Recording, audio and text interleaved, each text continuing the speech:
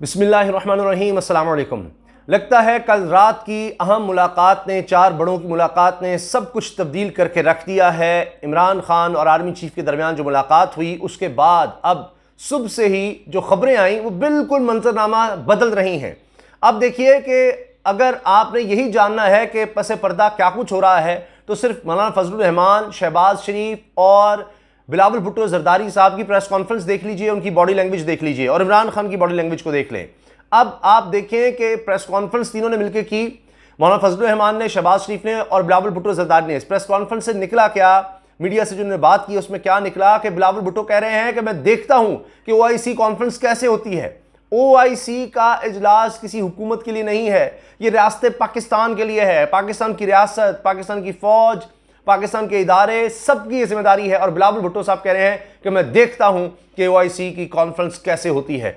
अब ये इतना गुस्सा, इतनी परेशानी, ये बॉडी लैंग्वेज, इतनी नाराजगी क्यों है जब आपके पास नंबर गेम पूरी है? आपने लोग तोड़ लिए हुए हैं तहरीक इंसाफ के, वो तो आ चुके हैं आपके पास, जमीर बिक चुके हैं, पैसा लग चुका है, एश्योरेंसेस हो चुकी हैं, टिकटें जा चुकी हैं। जब सब वादे अहदो पैमा हो गए तो फिर ये इतनी परेशानी क्यों है?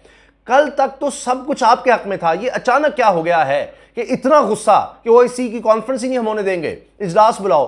फवाद चौधरी साहब तो ये कह रहे हैं कि हम तो खुद चाह रहे हैं कि इजलास जल्दी हो जाए क्योंकि अब सूरत हाल बदल गई है।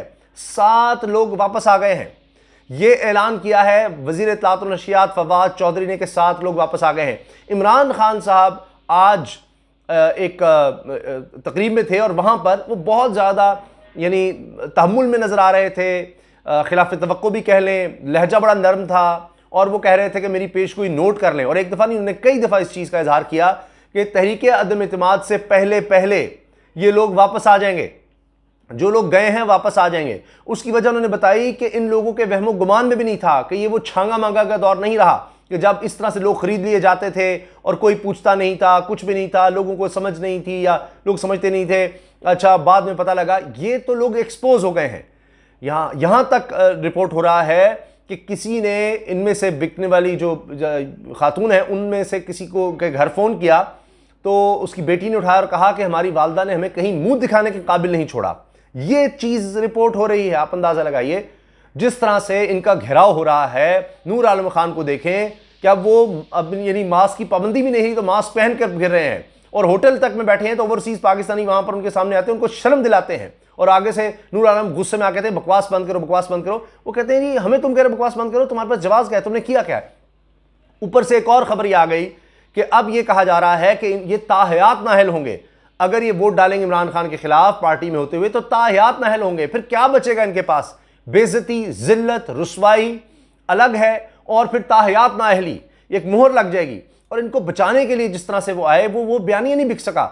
आज भी शहबाज शरीफ कह रहे थे कि ज़मीर की आवाज़, ज़मीर की आवाज़। ये ज़मीर की आवाज़ें कितनी दफ़ा लगेंगी? ये ज़मीर की मंडियाँ कब तक लगती रहेंगी? और उसी से नज़र आ रहा है कि सूरत हाल बदल गई है। और ख़बरें ये आ रही हैं कि जो कल मीटिंग हुई है रात को इमरान खान और आर्मी चीफ के दरमियान, DGISI उसमें थे और सीनियर एक रिपोर्टर हैं, उन्होंने ये चीज़ रिपोर्ट की है और बड़े मंजे हुए वो हैं। उन्होंने कहा कि नेशनल सिक्योरिटी का इशू आ जाता है जब रिजीम चेंज के लिए बाहर से फंडिंग या बाहर से सपोर्ट या बाहर से कोशिशें हो रही हैं मुल्क के बाहर से, तो ये नेशनल सिक्योरिटी का इशू हो जाता है।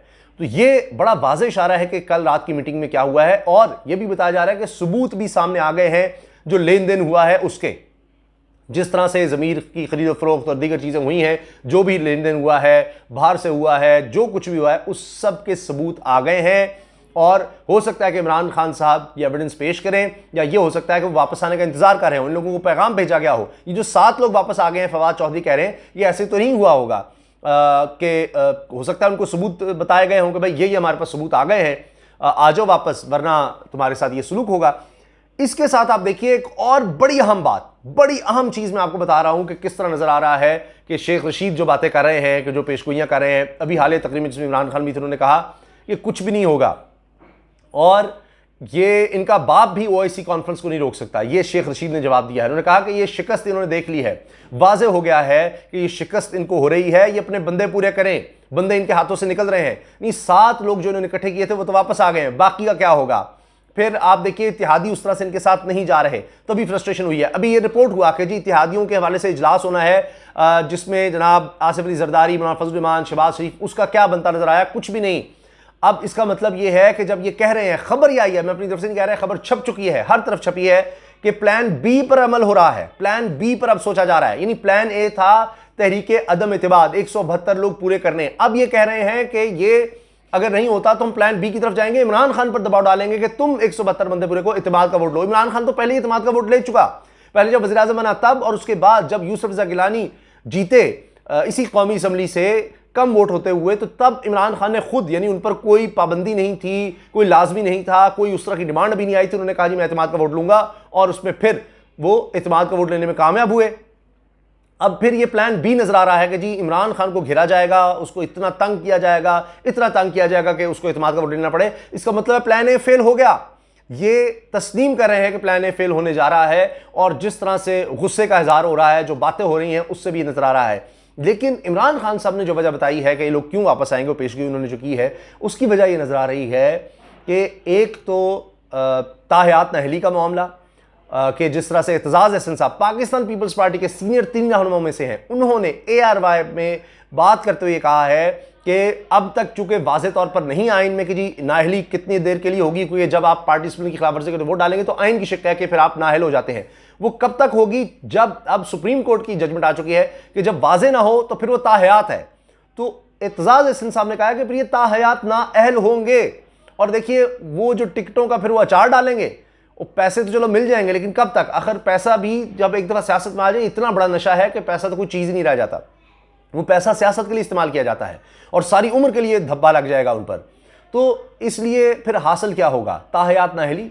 फिर सुप्रीम कोर्ट में मामला चला गया है, सुप्रीम कोर्ट में मामला जा चुका है। क्या उससे ये इतना ज़्यादा खौफजदा और परेशान हो गए हैं कि सुप्रीम कोर्ट में जब कहेंगे जी अदम इत्तेमाद के हवाले से जो आप ला रहे हैं, सुप्रीम कोर्ट के रिमार्क्स तो आए हैं कि जी वो एक सियासी मामले में हमारा लेना देना नहीं है, लेकिन सब जमातों को नोटिस चले गए हैं, सबको बुला लिया गया है सुप्रीम कोर्ट की तरफ से। अब जब सब जाएंगे तो हो सकता है कि उसमें तहरीक इंसाफ की तरफ से मौक़िफ़ आए कि जी हमारे लोग हैं, इनको पकड़ा, ज़बरदस्ती रखा गया, इनको बुला के पूछे तो सही। तो फिर इनको जब बुलाया जाएगा, सुप्रीम कोर्ट के सामने खड़े होकर कहेंगे कि हाँ हम अपनी आज़ादी से गए हैं, हम आइन की खिलाफ वर्जी अपनी आज़ादी से कर रहे हैं, ताहयात नाअहली हम ओन कर रहे हैं, हमने कोई पैसा नहीं लिया, कोई लालच नहीं है, हम बस खुद गए हैं, अपनी प्रोटेक्शन के लिए इनके पास गए हैं। किस तरह सुप्रीम कोर्ट अगर से सवाल करेगी कि हुआ क्या, क्या जवाब देंगे, किस तरह से वो मुतमईन करेंगे? तो ये सुप्रीम कोर्ट का जो मामला बीच में आ गया, और ये कोई आज खुद नोटिस नहीं है, ये दरखास्त गई है, और सुप्रीम कोर्ट बार की दरखास्त की जी अमन अमान होना चाहिए, तो उस हवाले से ये बात अब फैल गई है। तो एक तो हम देख रहे हैं कि जिस तरह आप देखिए कि मैं देख रहा था, ये बहुत ज़्यादा बड़ी खबर हो रही है, और निसार अब्बासी साहब ने शेयर किया है कि जी डॉन में देखिएगा लिखा हुआ है कि जी जरदारी को घोड़े पर बिठाया हुआ है, जरदारी साहब घोड़े पर बैठे हैं, और आगे दिखाया हुआ है कि घोड़े हैं तो जिनको जनाब वो पकड़ना चाह रहे हैं, रस्सा डालना चाह रहे हैं, यानी दिखा रहे हैं। अब डॉन भी हर तरफ ये हो रहा है कि जनाब ये लूट खसूट, ये यानी ये मंडियां जो लग रही हैं, ये सब कुछ क्या हो रहा है। तो जो इमरान खान साहब ने बात की है, कहते हैं कि ये वो दौर नहीं रहा, अब सोशल मीडिया का दौर है, जो जिस तरह से पूरी कौम खड़ी हो गई है इस लूट के बाजार के खिलाफ, तो इनके लिए इतना मुश्किल हो गया है, ये सोशल मीडिया का दौर है, ये उसको बर्दाश्त नहीं कर सकेंगे, इतना प्रेशर, पब्लिक प्रेशर जो आ रहा है। कौम खड़ी हो गई है कि ये हमारे नाम पर कब तक सौदेबाजी होती रहेगी, हम क्या कभी तरक्की याफ्ता कौमों में से नहीं बन सकेंगे? क्या हमारी अखलाकियात इसी तरह गिरती चली जाएगी? लोग हमें बाहर जाएंगे तो ताने देंगे कि तुम पाकिस्तान से हो, जहां पर जनाब कोई भी खरीद सकता है। और बड़ी अच्छी बात कर रहे हैं इसलिए जान के जी, $1 अरब क्या होता है किसी मुल्क के लिए? $1 अरब का मतलब 180 अरब रुपया, तो यहां तो 20-20 करोड़ कह रहे हैं, 40-50, तो आप सोचिए वो तो 1-1 अरब रुपया लगा देंगे। 1 अरब रुपया का महीने को दो, तो उससे जो मर्जी काम करा लो आप वहां पर, जनाब उनसे ये कहलवा दें $1 अरब आप पाकिस्तान में लगाएं, इन सबको पैसे दें, और कहलवा दें कि जनाब आप न्यूक्लियर प्रोग्राम जो है ना इस पर कानून साजी कर दो जी, ये हमें नहीं चाहिए। तो क्या है, यानी पैसे से तो कुछ भी कर जाएंगे फिर ये, इसका मतलब तो ये हुआ। तो लग ये रहा है कि अब लेने के देने पड़ गए हैं, और बिल्कुल एक ही दिन में, यानी एक मुलाकात ने वो गेम सारी बदल के रख दी है। जो समझ रहे थे कि पता नहीं क्या हो जाएगा, वो सारा आप देखिए कल शाम तक मूड क्या था कि गए इमरान खान, ओ कुछ नहीं बचा, वो लोग अब महफूज हैं, कुछ कहीं चले, किसी फार्म हाउस पर चले गए, ये है वो है, और जनाब ये जो हमला हो गया है सिंध हाउस पर, इसके बाद तो जनाब और ज़्यादा मसला खड़ा हो गया है। लेकिन आप देखिए कितनी तेज़ी से गेम बदली है, और अब मुंह किस तरफ लटके हुए हैं, क्या हो रहा है, जवाब तराशे जा रहे हैं, कुछ समझ नहीं आ रही।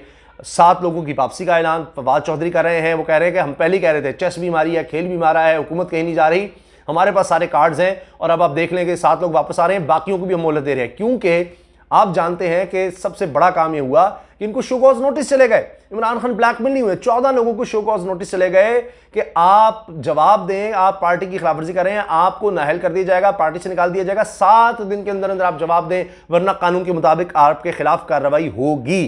तो ये जब चला गया इनको नोटिस, तो अब जाहिर है कि इनके लिए मसला बन गया कि जिन घोड़ों पर सारा पैसा लगाया हुआ था, जो खरीदे गए थे, तो इत्तेहादी भी उस तरह नहीं है कि जनाब ये आ जाएंगे, जैसे ही हम इनको एक्सपोज कर देंगे, दिखा देंगे कि हमने इनको काबू किया हुआ है, तो इत्तेहादी फौरन कर देंगे कि जनाब ये लोग तो हैं। और परवेज इलाही ने क्यों ये कहा कि जी 12 लोग कस्टडी में हैं, उन्होंने ये गेम उठाई थी, उसके बाद वो कस्टडी भी साबित हो गई, उनको नोटिस भी चले गए, वो वापसी का भी कह रहे हैं। बिलावल भुट्टो साहब कह रहे हैं कि जी फ्रस्ट्रेशन में कि जी मैं ओआईसी कॉन्फ्रेंस नहीं होने दूंगा, देखते हैं कैसे होती है। ख्वाजा आसिफ साहब इस पर ट्वीट कर रहे हैं यानी कि जी हम ये होने ही नहीं देंगे, ऐसी की तैसी, यानी नून लीग अब ये कहेगी कि हम यहाँ यूएई सऊदी अरब को नहीं आने देंगे, ओआईसी की कॉन्फ्रेंस नहीं होने देंगे, जो कि सारी दुनिया, भारत भी चाहेगा कि ना कश्मीर की बात हो, ना फलस्तीन की बात हो, ना इस्लामोफोबिया की बात हो, सारा यूरोप भी चाहेगा कि मुसलमान इकट्ठे होकर कोई आलमी इशू पर बात ना करें, पाकिस्तान की बात ना हो, यहाँ सी पैक है, पाकिस्तान का इमेज बेहतर ना हो। तो पहले ही आप देखिए कि जो मैचेस हैं जो इस्लामाबाद पिंडी में होने थे वो लाहौर चले गए हैं, तो वो सब चाह रहे हैं, बाहर की तमाम दुश्मन हुकूमतें चाह रही हैं कि जनाब ओआईसी कॉन्फ्रेंस पाकिस्तान में ना हो या खुदा न खासा कुछ ऐसा हो जाए,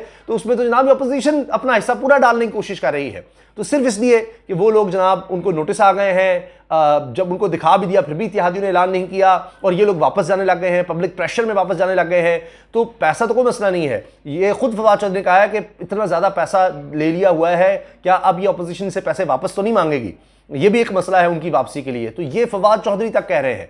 तो अब लगता है हुकूमत के पास सारे सबूत हैं, लेकिन वो इनको चांस दे रहे हैं, क्योंकि ये ना हो कि जी सारा कुछ सामने आ जाए फिर इनका वापसी का रास्ता ही नहीं रहे, फिर उनके लिए मसला होगा। तो इसलिए अब देखें कि ये सूरत हाल जैसे जैसे बदल रही है, बड़ी तेज़ी से, कभी ऊपर कभी नीचे, किसी बड़े ही फंसे हुए टेस्ट मैच की तरह, कभी लगता है एक टीम जीतेगी, कभी लगता है दूसरी टीम जीतेगी। तो ये आखिरी दिन तक लगता है कि फैसला चलेगा, लेकिन अब इस लम्हे आगे अल्लाह बेहतर जानता है, इस लम्हे लग रहा है कि एक दफ़ा फिर कप्तान जो है वो हावी हो गए हैं, तहरीक इंसाफ हावी हो गई है, पब्लिक प्रेशर हावी हो गया है, सुप्रीम कोर्ट का मामला बीच में आ गया है, तो उससे अब अपोजिशन फिर बैकफुट पर चली गई है, फिर इस वक्त उन पर दबाव नज़र आ रहा है। और जो बैक चैनल पर राबते हो रहे हैं, चाहे वो तरीन ग्रुप से हैं, इत्तेहादियों से हैं, वो भी लगता है कि निस्बतन बेहतर निकल रहे हैं, क्योंकि खुद फवाद चौधरी ने कहा है कि ये 7 लोग भी वापस आ रहे हैं और उम्मीद है कि तकरीबन 24 घंटे के अंदर अंदर इत्तेहादियों की तरफ से भी ऐलानात हो जाएंगे, एक दिन के अंदर अंदर इत्तेहादियों की तरफ से भी ऐलानात हो जाएंगे। तो इस सारी गेम हमें बदलती नजर आ रही है। आप किस बारे में क्या राय है? क्या आपको लगता है कि इमरान खान नाकाम होंगे, तहरीक अदम-ए-इत्तेहाद कामयाब हो जाएगी, उनके खिलाफ अपोजिशन जीत जाएगी, या इमरान खान की जीत होगी? जरूर आगाह कीजिएगा। अल्लाह हाफिज़। पाकिस्तान जिंदाबाद।